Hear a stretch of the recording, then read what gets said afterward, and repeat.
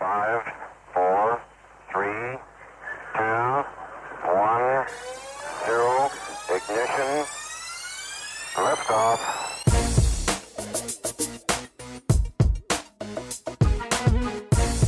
Welcome back. Thank you for joining us on the GHT Overland Podcast.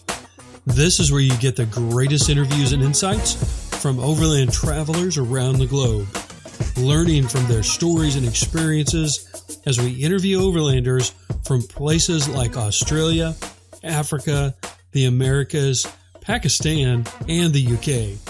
You will learn the basics to the advanced in overlanding, so buckle up and get ready for more adventure. I'm Chris. And I'm Lisa. This is part 2 with Marco Moak from the Holland Africa Tour. Last week we learned how beautiful places like the pyramids in Sudan are, how starting your overlanding in Africa in Namibia is a great starting place to explore. You know, the amount of daily flat tires still has me concerned. I wonder if it's because they're super big tires, like would regular, 35-inch off-road tires have the same problem? I don't know, but it's staggering. I just can't get over that. This week, you'll want to buckle up as we cover navigation, some super awesome tips on border crossings, along with safety and security as overlanders. This episode is packed with great stories from Africa to learn from. Lisa, are you ready? I'm ready. Do you hear those diesel engines right now? Yeah. Those are actually from the Holland Africa Tour as they were pulling that diesel tanker out of the sand. Powerful. Amazing. Okay, well, let's jump back into that interview with Marco. Here we go for part 2. Marco, what's been that number one biggest challenge you've had to overcome on a tour? We had some, but I can remember a bridge in Sudan, and we were coming towards this bridge, and we said to each other, we are not going to cross it. And then looking at the map, it would cost us, I think, 300 or 400 kilometers to drive around. And then in a split of a second, there came a big truck, a petrol truck, drove over it. And then we looked to each other and, we are going also. You can make it over a weekend. Exactly. And in Cameroon, we had some bridges from this format as well. So these are things that are really challenging. And but I also remember last year in Morocco, maybe in the movie you can see it. We were driving on a road on a small mountain, and the road come narrower and narrower. And I was driving, and suddenly I was only driving in my own, and everybody was. This was in the 6, so all the people came out, and they went on foot, and I was the only one driving. Because when I looked in my mirror, I can see the mountain. Fell down by pieces. So this is a little bit challenging, I would say. But it went all good.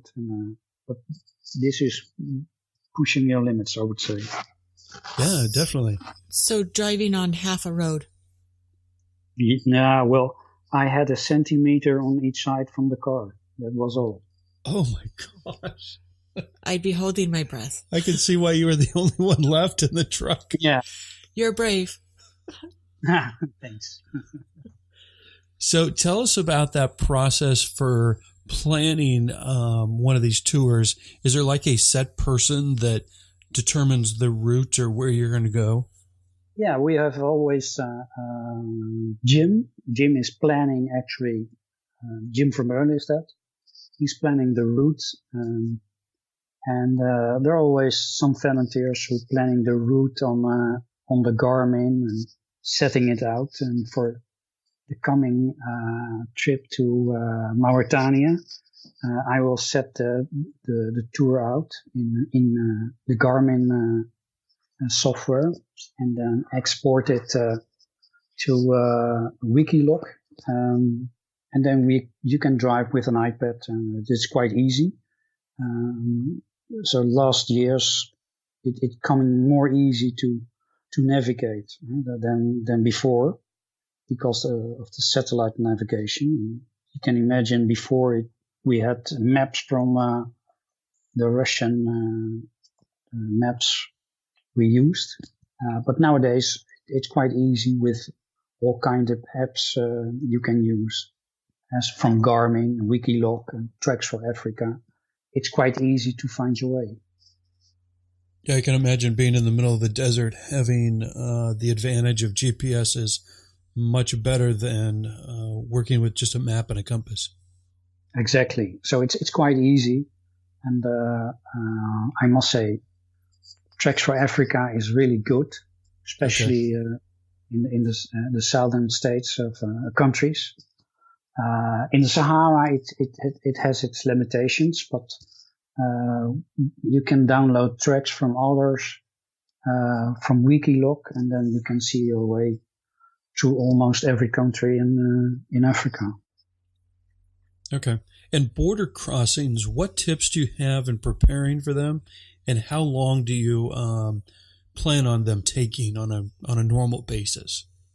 Okay, first of all, make copies of your passports. We always make some sheets with passports, and I'm talking border crosses in Africa. Make sure that you have some stamps, that it looks official. That will help a lot.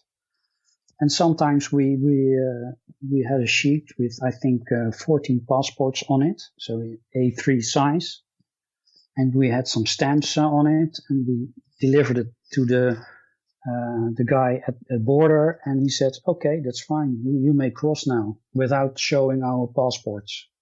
So sometimes you are lucky, and it's easy, and sometimes it takes more than 2-3 hours to cross the border. And the copies that you have that have the stamps on them, are those stamps also a copy or a physical stamp on the copy? Well, this is we made some stamps ourselves. Okay. From Holland Africa tour and things like that, and it will help. And it makes it look a lot more official. Exactly. So, okay. And copies will always help. Okay. Any specific crossings that stand out to you? Well, yes, the crossing from Cameroon to Chad is over a river, and that took some time, and you have to go to these small offices and get your stamps, and it was so hot you can't believe it, but I think it was 50 degrees Celsius or something like that. And you will melting away over there, and then you have to wait for an hour to get your stamps. But it's always, there happens a lot in Africa, in these border crossings. It's always nice to see all kind of people and see other overlanders over there and exchanging things with each other. Okay. Have you ever hired an agent to help you with a border crossing, or do you have any thoughts on that for our listeners? Yes. In some countries, you need some guys to help you.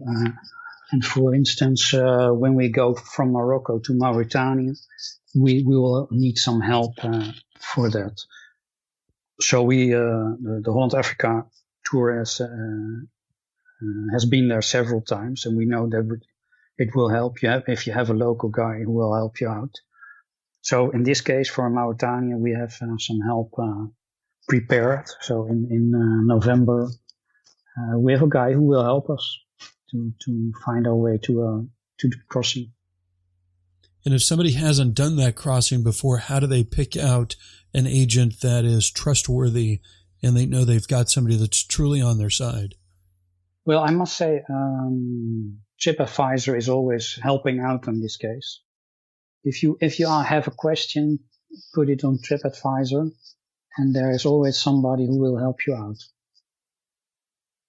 or somebody who has experience in this specific border crossing. Okay. And any specific safety planning you do or tips you can provide our listeners on safety and security? Well, we have actually a kind of protocol, I would say. We have in the trucks, every truck has a safe, and we have one safe, and that will be opened if we got robbed or something like that. And there is some money in it, and some old credit cards and things like that, just to be sure that we have something to give if it happens. In the past, we had one robbery in Mali, and it went.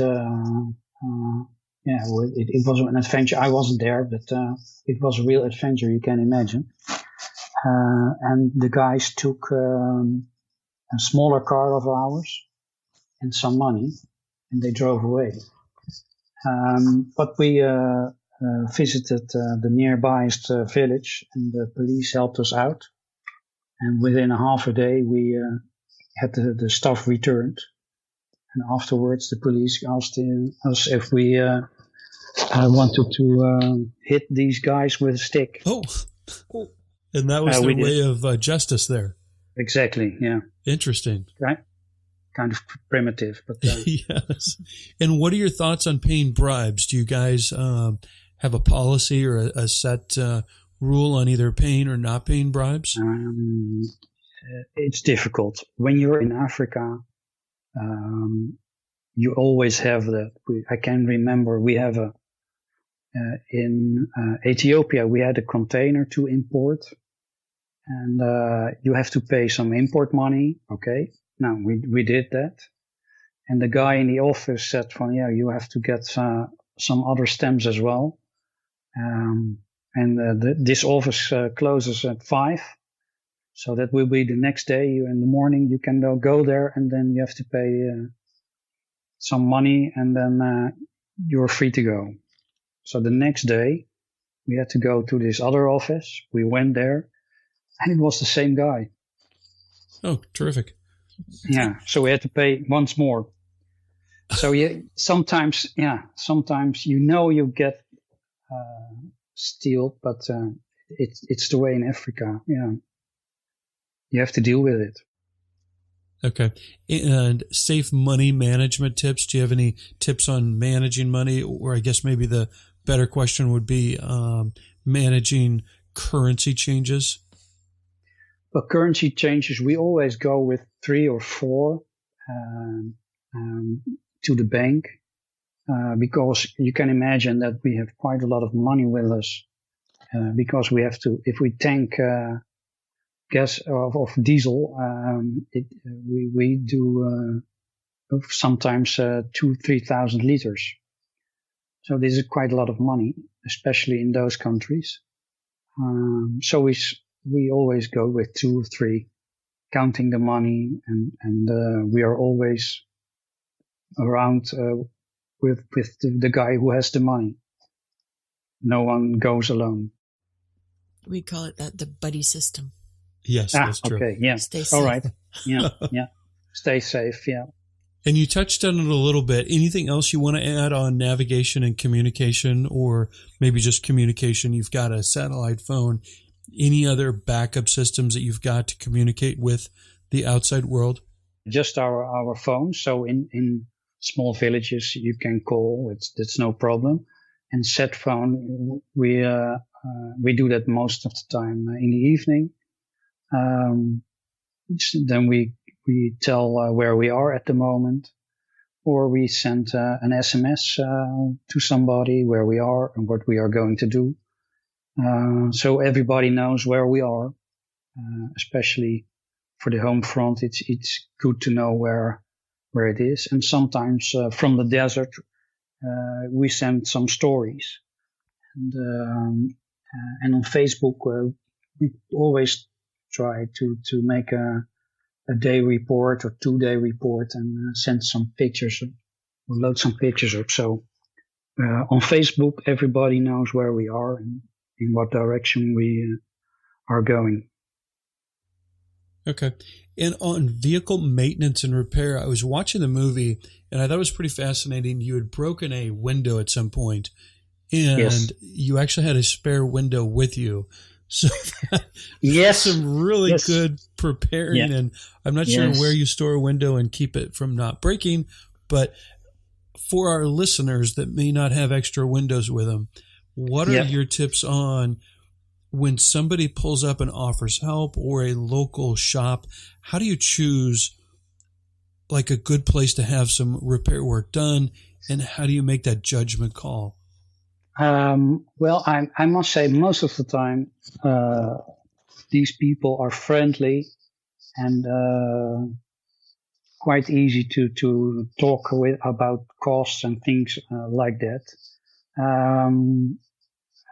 With the trucks, I've never had any moment trouble with people helping us. Okay.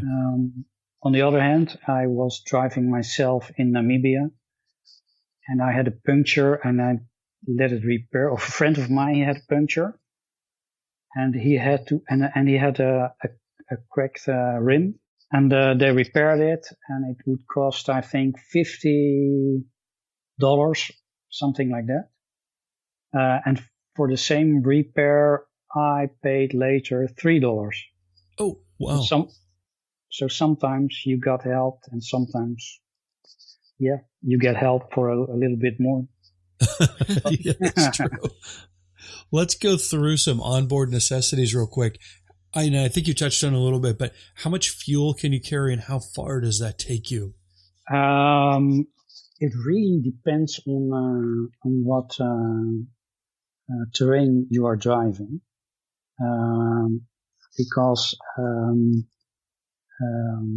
normally we use about 60 liter per 100 kilometer. But you can imagine that when we drive in the Sahara, it will take maybe 200 liters per 100 kilometers, something like that. So when you pull up to a gas station with these 3 trucks, can you give us a rough idea? What does it cost to fill those 3 trucks? Depending on in what country you are. For instance, in Libya, it would cost only 25 cents, euro cents, I would say, let's say a quarter of a dollar for a liter. Okay. But in Morocco, for instance, it costs you 75 or maybe $1, something like that. Okay. So it costs between $2,000 and $3,000 for 2 hours tanking for the trucks. And have you ever had a problem with them not letting you get as much gas as you needed? Well, sometimes you have that, but we have always a plan B. So we have always some extra. So sometimes it's actually what more a problem is the quality of the diesel fuel. Oh, is it? Okay. So it's not always the best fuel you can imagine. And then sometimes your filters get stocked. And in some countries, it's the quality of the fuel is really good, and in others, it's not so good. And then you have to replenish your filters. Okay. And then on that, how do you manage water use, and what are you doing to make sure that that water is filtered or purified so that you can drink it? Well, we have, let's say, 1,500 of liters, I think, water with us. Very good. And do you guys use solar or generators on the trucks? No, we don't have generators. We have big batteries. So we don't have generators because a generator generates also a lot of noise. And we don't like that when you are working or preparing or things like that. It's not from this time to have this kind of equipment. So we have a lot of batteries with us. We have always 22 volts with us. Okay. And that's the proper voltage for the equipment you use, like all your like cell phones, computers, or other electronic needs? Yeah, and in every place of the trucks, anywhere you can charge up your phone or whatever. So there are many connections to make, so everybody can recharge their batteries or whatever needed. Okay.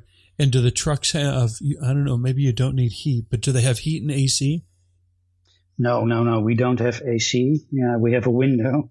Okay. And and that's all. And we have I don't know what it's called, but on above your head in the cabin, there is an opening for us.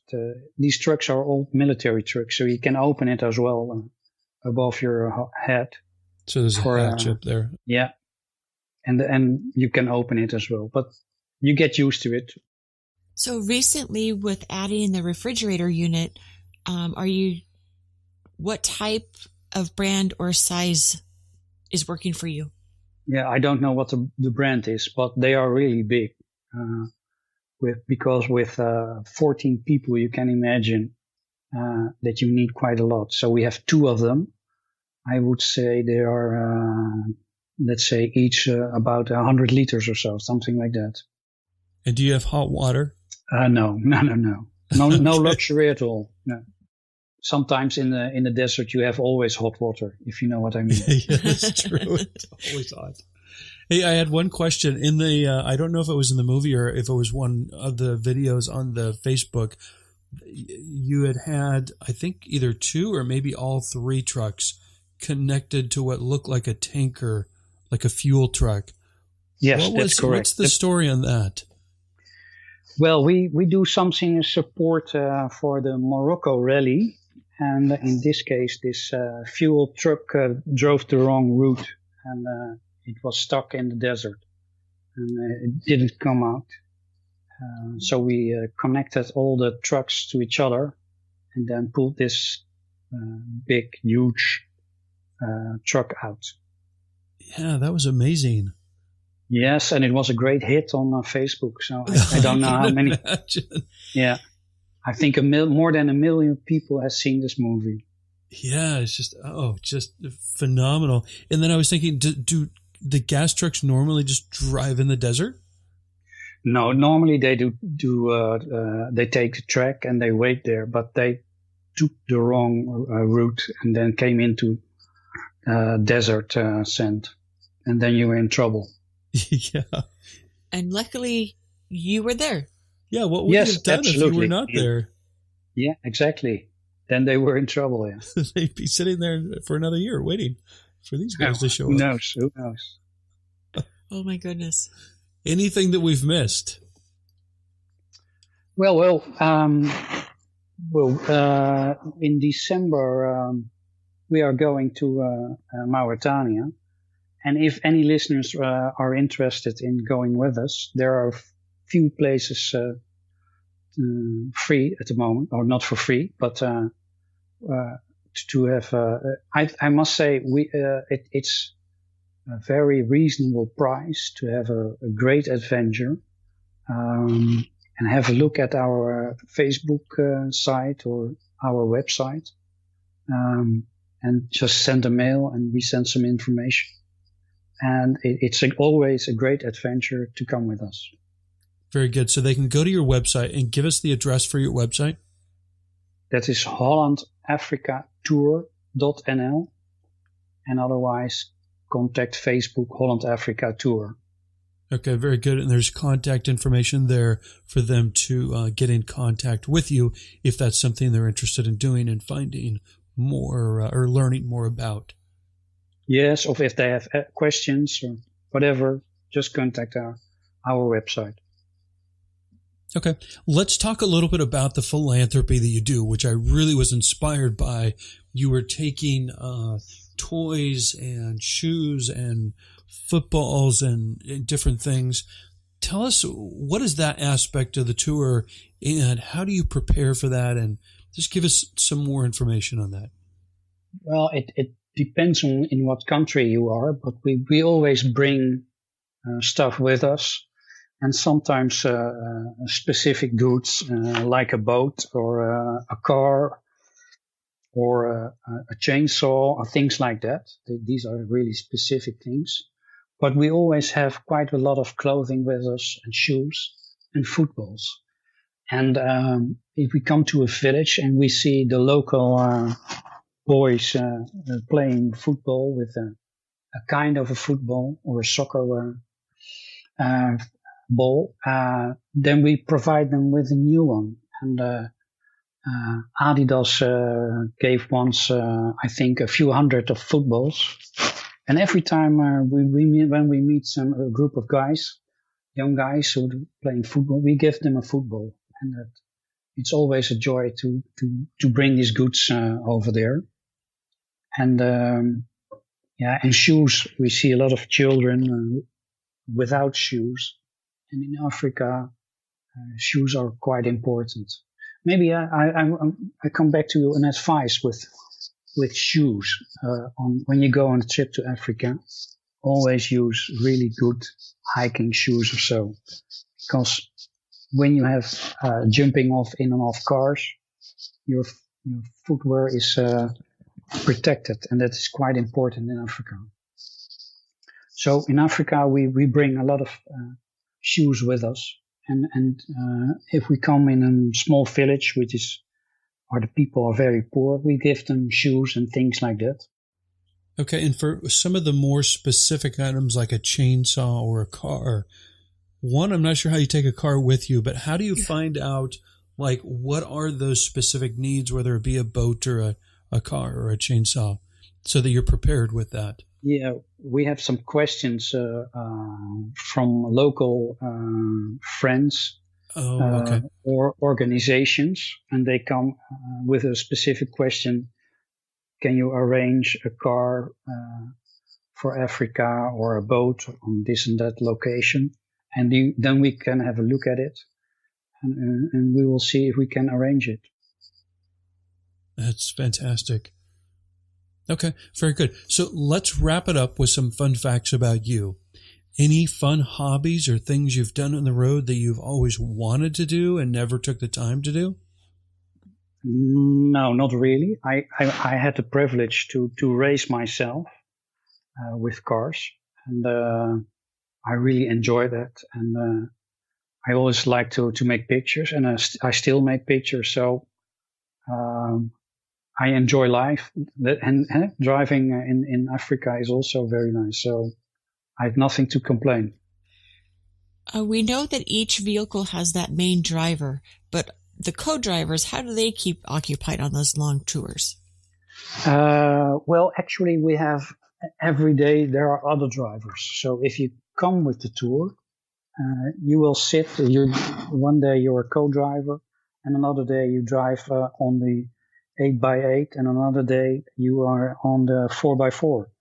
So every day you have another objective and other people. So we have always nice discussions and talk about life and things like that.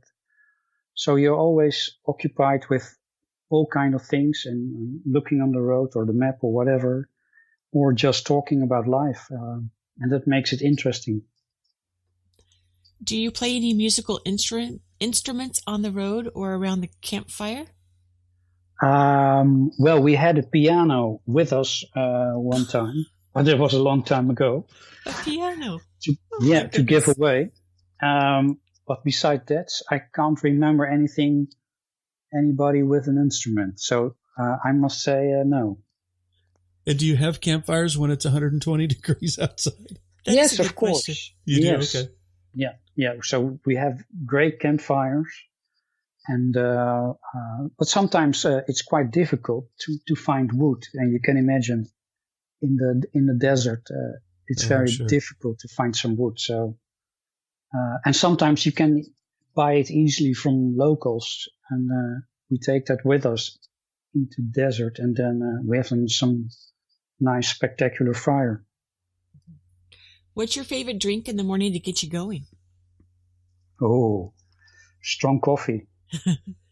And then that favorite beverage at night to wind down after a long day on the road? A cold beer, but we don't always have beer. So yeah, sometimes it's just water. So depending on what it is. But a cool beer is the great thing I say, great after a long drive and you're thirsty. And a nice beer is really great. I would agree with that. What kind of beer do you drink? All beer. I can remember when we were in Sudan and we had no beer or whatever. We only had water. And then after a week, we found a little shop and they had beer. And we were really happy about that. But I bet. When we opened, it was non-alcohol beer. So, but it was nice. Yes. And it was cool. Okay, so what is your best advice to aspiring overlanders like us? Yes, I would say push your limits. Because every time you push your limits, you get a better experience. And I must say, I can't imagine, and now I do treks with my family. I couldn't help if for real 20 years ago. And it's really nice to do it, and you see the most beautiful things with it. So push your limits and ask people with experience about it and inform. And I always prepare my travels or reading about it and watching tracks before I drive. So for instance, by Google Maps, so you have an imagine from how it looks and the difficulty you have. Okay. Marco, any more information you'd like to give or useful resources that our listeners should check out? Just have a look at our website and that's all. Okay, that's amazing. Marco, thank you so much for your time. We are humbled that you've given us such an amazing look into your world, experiences, and knowledge. So safe travels and adventures to you, and we hope we can catch up with you again sometime soon. Oh, yes. Well, I must say in our November trip, we have 2 video guys with us. So expect some really beautiful footage from there. So have a look at Facebook and you will see our trip. Okay, sounds great. Thanks, Marco. Thank yes, you. You are welcome. Cheers. Great speaking to you all. That was amazing. So, you as a listener of the GHT Overland Podcast just got invited by Marco himself to possibly one of the most amazing adventures that you could possibly imagine. If that's something that you can do, if luxury is something you can do without, go check it out. It's on our show notes page. We'll give you the address here in a minute for that. Awesome, awesome opportunity. I mean, what better is it? Like, the itinerary is set. These guys have got it dialed in. They go to some of these same places, and you're doing good things along the way. That's like everything that we really resonate with. Yeah. I think we should book our tour. Oh, we you get me all excited. Not this year, but I would definitely, it is in the bucket list. Sweet. Marco, thank you so much for your time, and thank you so much for sharing your stories, your experience. Greatly, greatly appreciated. Very informative and educational. Exactly what we enjoy to bring to our listeners each week. It's a good idea to visit the show notes page on our website at ghteoverland.com/podcast. Select the Holland Africa Tour episode. All the details and helpful links are already there for you. Be sure and send any suggestions and feedback to ghteoverlandpodcast@gmail.com. If you have an Amazon Echo, be sure to tell Alexa, play the GHT Overland Podcast. We'd love it if you'd connect with us on social media at GHT Overland. On Instagram, GHT Overland Podcast. But I'm sure you'll figure that out. Be sure to share the episode with a friend who enjoys travel off the beaten path. They will dig this podcast, and we would greatly appreciate it. Overland travel is all about meeting new friends, seeing the most amazing places on earth, and of course, new food and new drink.